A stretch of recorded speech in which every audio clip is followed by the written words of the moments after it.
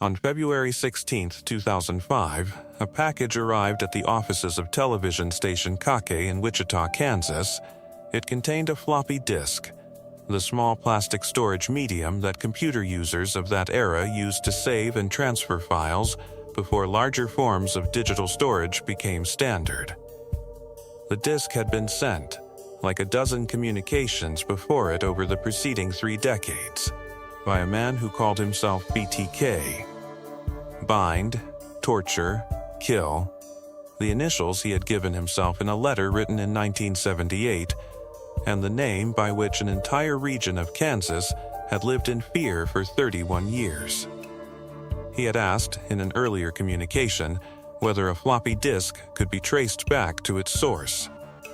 He had asked the question through a local television station, embedded in a puzzle-like series of communications that had become, by this point in his long correspondence with police and press, something close to a game he was playing with the entire city of Wichita. A police lieutenant had gone on the air and answered his question. He had said on television that floppy disks could not be traced, that it would be safe to use one. It was not true. Dennis Rader placed his trust in that answer, and it destroyed him. The disk contained metadata. Buried in the digital properties of the file was a deleted document that forensic examiners were able to recover, and that document had last been saved under the name Dennis. The metadata also pointed to a specific organization, Christ Lutheran Church, in Wichita, Kansas. Detectives searched church records and found that a man named Dennis Rader was the president of the Congregation Council. He was 59 years old. He had a wife. He had 2 adult children. He worked as a compliance officer for the city of Park City, Kansas, a job that involved enforcing local ordinances, including animal control regulations and building codes, a job that gave him legal authority to inspect properties and issue citations to his neighbors. He had served in the United States Air Force. He was, in every visible respect, a pillar of an ordinary American community, a churchgoer, a Boy Scout troop leader, a man who mowed his lawn and waved to his neighbors and sat in the same pew most Sundays. He had also murdered 10 people. To understand how a man could occupy both of those realities simultaneously for over 3 decades, and to understand the investigation that finally caught him, we have to go back to the beginning, to a childhood in Kansas that gave almost no visible indication of what was forming beneath it, and to the first night, in 1974, when a family in Wichita simply stopped answering their phone.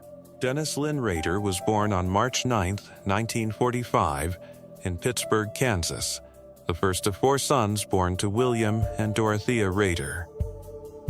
The family moved to Wichita when Dennis was young, settling into a working-class life that was, by every external account, entirely ordinary. His father worked for the local power company. His mother worked as a bookkeeper. They were a Lutheran family, regular churchgoers, the kind of household that neighbors described decades later, when reporters came looking for something to explain what Dennis Rader had become, as unremarkable in every particular way that people expect dysfunction to announce itself. There was no history of documented abuse. There was no obvious trauma. What there was, according to Rader's own later accounts, and the analysis of the psychiatrists and FBI profilers who studied him after his arrest, was a private inner life that began forming in early childhood, and that Rader himself, decades later, would describe with a clinical precision that unsettled the investigators who heard it. He said that from the age of 5 or 6, he had begun to have what he called dark fantasies. He described an interest in bondage imagery that predated any exposure he could identify as its source. He said he began, as a boy, torturing and killing small animals, stray cats and dogs in the neighborhood, developing early the specific vocabulary of control and captivity that would define everything he did for the rest of his life. He compartmentalized these impulses from an extremely young age, developing what he later called, in the language he had absorbed from the true crime literature and criminology texts he read voraciously as an adult, different factors of his personality. There was the factor that went to church and mowed the lawn and coached his children's activities. There was another factor, which he sometimes referred to as Rex, that existed only in the fantasy space of bondage and control and violence that he had been cultivating since childhood. He believed, and later described to investigators, that these were genuinely separate compartments of his identity, existing side by side without contaminating one another, each fully capable of directing his behavior when it was activated.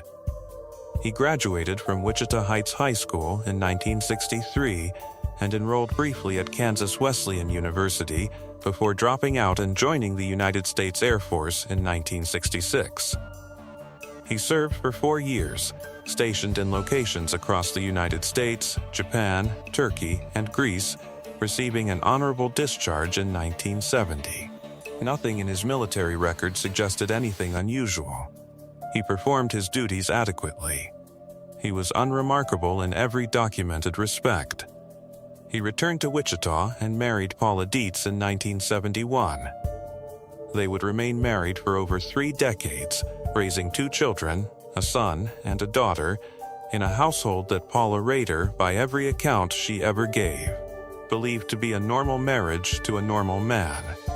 She had no knowledge of what her husband was doing during the years he was doing it. This fact, when it became public, was one of the aspects of the case that the public found hardest to accept. That a woman could share a bed with a man for over 30 years and have no awareness that he was one of the most dangerous serial killers in American history. Rader worked for a period at Coleman, the outdoor equipment manufacturer, and then for AT, the home security company, installing security systems in homes across Wichita.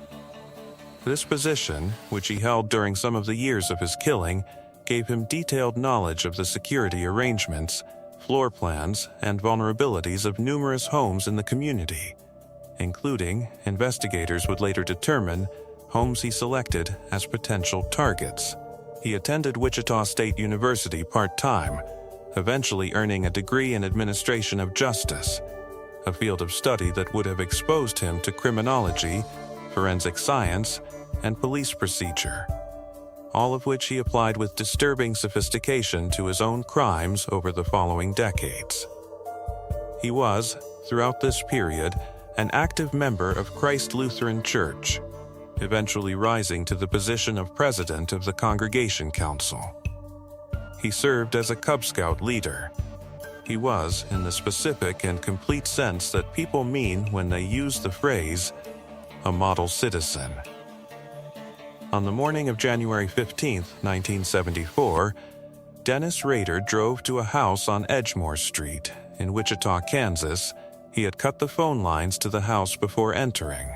Inside were Joseph Otero, a 38-year-old Air Force veteran, his wife Julie, 34 years old, and 2 of their 5 children who were home that morning. 9-year-old Joseph Otero II and 11-year-old Josephine Otero.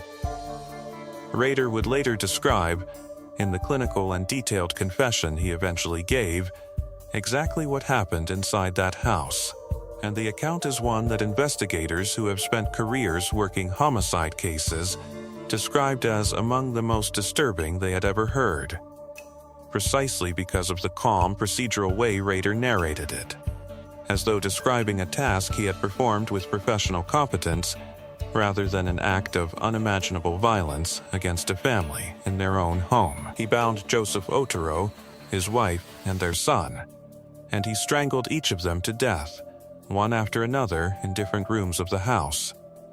Then he took 11-year-old Josephine Otero to the basement, where he hanged her from a pipe.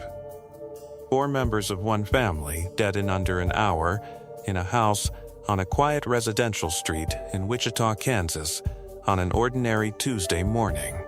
The Otero family's oldest daughter, Shirley, was 17 and had left for school that morning before the attack. She returned home to find her family dead. The two youngest Otero children, who had also been at school, returned to the same discovery. The horror of what those surviving children walked into that afternoon is a detail the case file has never fully been able to convey through any account written afterward. The Wichita Police Department launched an intensive investigation.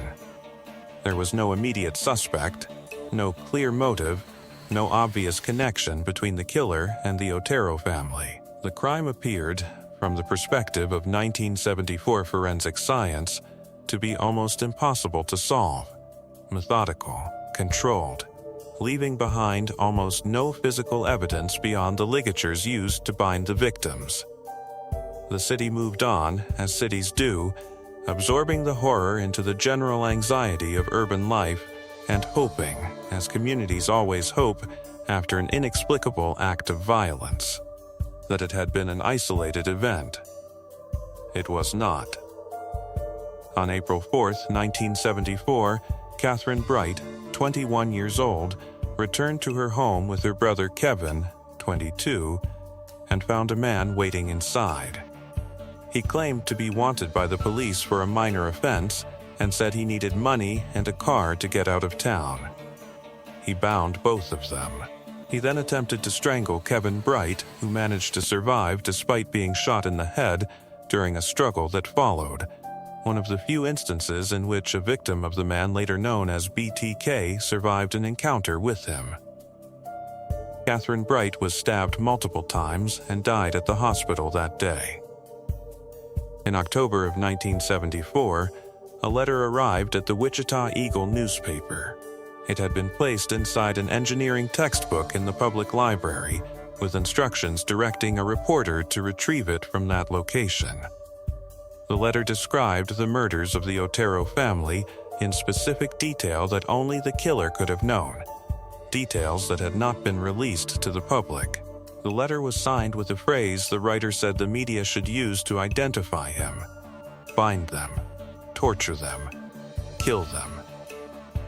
BTK, the letter also contained something that criminologists studying serial offenders would come to recognize as a signature element of a particular type of killer: an explicit demand for recognition. He complained that his previous attempts to communicate had gone unnoticed. He wanted his crimes attributed correctly. He wanted, in the most basic sense, credit. For the next several years, there was silence. Then, on March 17, 1977, Shirley Vian, 24 years old, was murdered in her home in Wichita. Rader had originally intended to target a different woman that day, but had changed his plan upon arrival and selected Vian instead, a detail that emerged only in his eventual confession, and that illustrated the opportunistic, almost casual manner in which he sometimes selected victims within his broader planning process. Vian's 3 young children were in the house at the time. Rader locked them in a bathroom before killing their mother, and one of the children later recalled looking through a hole in the bathroom door and seeing what was happening, a trauma that would define the rest of that child's life. On December 8, 1977, Nancy Fox, 25 years old, was murdered in her home. This time, Rader called the police himself from a payphone near the scene, directing them to the location where they would find her body, an act that criminal psychologists later interpreted as an escalating need for immediate acknowledgement of his crimes, unwilling any longer to wait for a body to be discovered through ordinary means. In January 1978, another letter arrived, this one sent to a local television station, in which BTK explicitly named the murders of Shirley Vian and Nancy Fox as his work and complained again about the insufficient media coverage of his crimes. He included in this letter a list of proposed nicknames for himself, should the media continue to fail to properly credit BTK as his identity, an almost absurd request that nonetheless carried, beneath its strangeness, the same core demand that ran through every communication he ever sent: he needed to be seen. Then, for years, the letters stopped. The Wichita community did not know. could not know that the silence did not mean the threat had ended, only that the man responsible for it had, for reasons that remain only partially understood even after his eventual confession, entered a long period of dormancy. Rader continued living his life during these years, raising his children, serving his church, working his jobs, rising within the structures of his community, all while carrying within him the private history of what he had done and, evidently, the capacity to do it again whenever the compulsion returned. In April 1985, Maureen Hedge, 53 years old, a neighbor of the Rader family, was murdered. In September 1986, Vicki Wegerle, 28 years old, was murdered in her home in a killing that would go unattributed to BTK for nearly 2 decades, discovered only through DNA evidence collected at the time but not matched to Rader until his eventual identification in 2005. In January 1991, Dolores Davis, 62 years old, became his final victim, murdered in her home in Park City, the same small city where Rader worked as a compliance officer, enforcing the very ordinances designed to keep residents safe. For over a decade after the Davis murder, there was nothing. No letters, no communications, no apparent activity. The BTK case became, in the collective memory of Wichita, a piece of local history rather than an ongoing threat. The terrible thing that had happened in the 1970s and 1980s, presumably the work of a man who had died, or moved away, or simply stopped for reasons no one could identify. Then, in March of 2004, a letter arrived at the Wichita Eagle. It contained photographs of the Vicki Wegerle crime scene and a copy of her driver's license, items that could only have been in the possession of the person who killed her. It was the first communication from BTK in over a decade, and it triggered an immediate and massive reactivation of the investigation. A task force was assembled. It included officers who had worked the original cases decades earlier, now approaching retirement, alongside a new generation of detectives equipped with forensic capabilities that had not existed when the Otero family was killed in 1974. Over the following months, more communications arrived, each one a piece of a strange, drawn-out communication that seemed designed by Rader to prolong and control his re-engagement with public attention. He sent a package containing a doll, bound at the wrists and ankles, along with other items intended to evoke the details of his earlier crimes. He seemed, throughout this renewed correspondence, to be testing the investigation, probing to see what the police knew, adjusting his behavior based on the public statements made by the task force in press conferences. It was during this extended back and forth that Rader posed his question about the traceability of computer disks, and it was the answer he received, delivered confidently and incorrectly by a police lieutenant during a press conference, that led him to send the floppy disk that would end his career as one of America's most enduring, unsolved mysteries. The recovered metadata from that disk led detectives to Christ Lutheran Church and to Dennis Rader's name. Investigators moved carefully.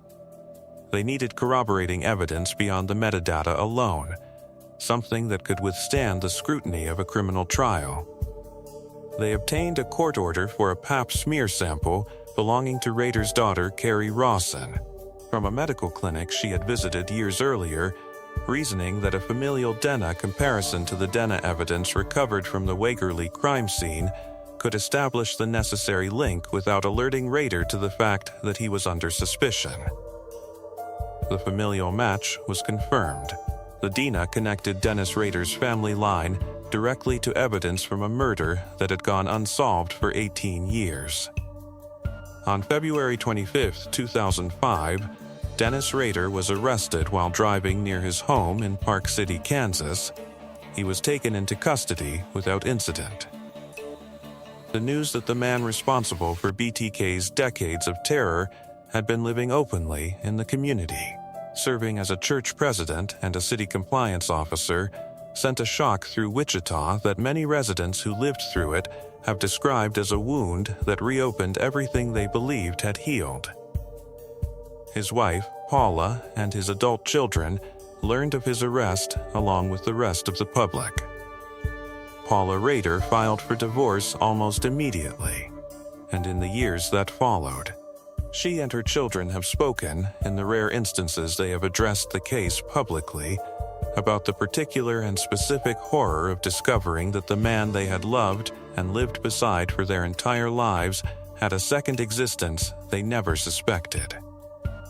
Carrie Rawson, his daughter, would later write a memoir describing the experience of learning that her father was a serial killer, and the account she gives is one of complete and total absence of warning signs. A father who coached her activities and attended her school events and behaved, in every observable way, like an ordinary and loving parent. In custody, Rader waived his right to a jury trial and pleaded guilty to 10 counts of first-degree murder in June 2005. During his plea hearing, he provided a lengthy, methodical, and deeply unsettling account of each murder, speaking in the same clinical, procedural tone that had characterized his written communications over the decades, describing his victims not by their humanity, but through the specific investigative and criminological vocabulary he had absorbed from his studies and from true crime media, referring to his crimes as projects and describing his victim selection process with the detached language of an engineer describing a technical problem. Because Kansas had not had the death penalty in effect at the time most of his crimes were committed, Rader was not eligible for capital punishment. In August 2005, he was sentenced to 10 consecutive life sentences, amounting to a term of 175 years without the possibility of parole. He is currently incarcerated at El Dorado Correctional Facility in Kansas. In the years since his conviction, investigators and journalists have continued to probe deeper into the full scope of his activities, uncovering evidence that Rader may have been involved in additional unsolved cases that were never formally attributed to him, including the disappearance of at least one other young woman in a case that remains open. Investigators from multiple jurisdictions have periodically revisited cold cases in Kansas and neighboring states, searching for any pattern that might connect to Rader's documented methods and geography, though no additional charges have ever been filed. What the BTK case leaves behind, beyond the specific horror of 10 confirmed murders across 17 years, is a set of unresolved questions about the nature of concealment that few other cases in American criminal history illustrate as completely. Dennis Rader did not kill in a frenzy of uncontrolled compulsion that consumed his entire existence. He killed episodically, across decades, while simultaneously building and maintaining every structure of a conventional, respected life. He led a Cub Scout troop. He served as president of his church council. He held a position of civic authority that gave him legal access to his neighbors' homes. He raised 2 children who, by every account, experienced him as a loving and present father. He did all of this while carrying, in what he described as a completely separate compartment of his identity, the capacity and the compulsion to kill, and the discipline to control that compulsion for years at a time before acting on it again. This is what makes the BTK case different from many other serial killer investigations, and it is why the phrase "the killer who was a church president" carries a specific and enduring horror. The case does not offer the comfort of a visible warning sign, a moment where a careful observer might have noticed something wrong. Dennis Rader's neighbors, his co-workers, his fellow church members, his own children, lived beside him for decades and detected nothing. He was not an outsider who slipped through the cracks of a community's attention. He was, by every visible measure, at the center of that community's trust. Detective Ken Landwehr, who led the task force that finally caught Rader, spent his entire career on this case, joining the investigation as a young officer and remaining connected to it until the arrest 31 years later. He described, in interviews given after Rader's conviction, the particular weight of a case that stretched across an entire professional lifetime, of the families of victims who had waited decades for any answer at all, and of the strange, hollow feeling of finally identifying a man who had been hiding the entire time in plain sight inside the ordinary institutions of the community he terrorized. The victims of Dennis Rader were Joseph Otero, 38 years old, an Air Force veteran and father; Julie Otero, 34, his wife; Joseph Otero II, 9 years old; Josephine Otero, 11 years old; Kathryn Bright, 21; Shirley Vian, 24, whose children survived her death and carried its trauma forward into their own adult lives; Nancy Fox, 25; Maureen Hedge, 53, a neighbor; Vicki Wegerly, 28, a mother whose murder went unsolved and unattributed for nearly 2 decades; Dolores Davis, 62, his final confirmed victim. 10 people across 17 years of active killing and 31 years of investigation, taken by a man who spent every day between his crimes performing an ordinary life so completely that the performance itself became, in its way, the most disturbing element of the entire case. The pattern, as it always is not about the man who occupied the church pew and the city compliance office and the Cub Scout meeting hall. The pattern belongs to the family who never came home from an ordinary Tuesday morning, to the children who saw what a bathroom door could not fully hide from them, to the daughter who learned, in her 30s, that the father who raised her had a name written in blood across 3 decades of Kansas history. They are the reason this story is told at all. They always were.